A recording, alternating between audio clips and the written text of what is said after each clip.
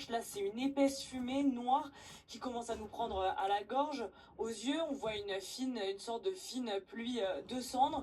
Et tout ça, vous l'avez dit, eh bien, ça se passe entre la commune de Talleyrand et de Jonquière. Jonquière, c'est une ville qui a été évacuée il y a 24 heures maintenant, en fin d'après-midi hier.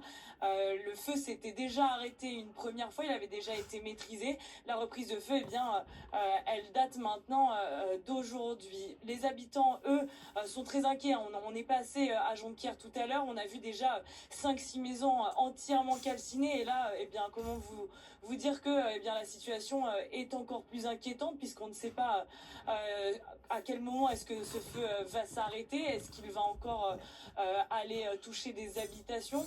En tout cas, ce feu-là, il est imprévisible. On parlait également avec les pompiers, avec les locaux qui eux aussi sont inquiets.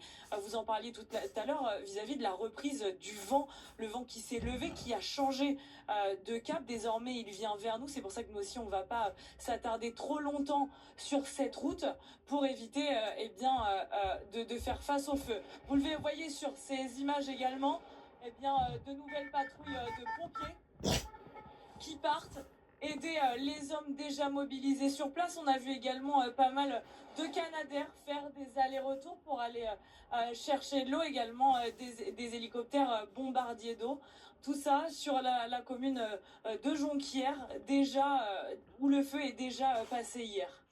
Merci beaucoup Pauline Sarafi depuis Jonquière. Surtout soyez prudente pour continuer d'en parler. On accueille en plateau le lieutenant-colonel le lieutenant-colonel Frédéric Haro, porte-parole de la sécurité civile. Merci d'être toujours avec nous.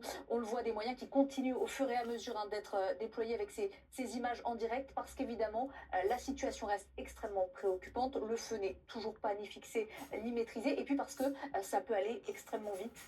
On le voit bien, surtout avec ce changement de vent, qui est un moment clé, alors qui est connu par les pompiers du secteur, qui ont l'habitude de travailler avec ce vent. Malgré tout, ça reste toujours un petit peu incertain.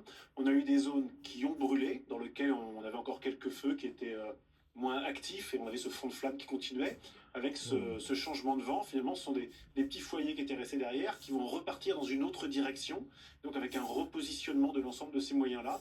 Donc il s'agit non seulement d'aller chercher le feu là où il est, et de l'anticiper. Et donc avec un vent qui est changeant, cette anticipation, ce travail d'anticipation est tout sauf évident. Ce qui est très impressionnant sur les images en direct de nos envoyés spéciaux, c'est le nombre de camions de pompiers qui se succèdent, qui n'arrêtent pas d'aller en direction visiblement de ces flammes.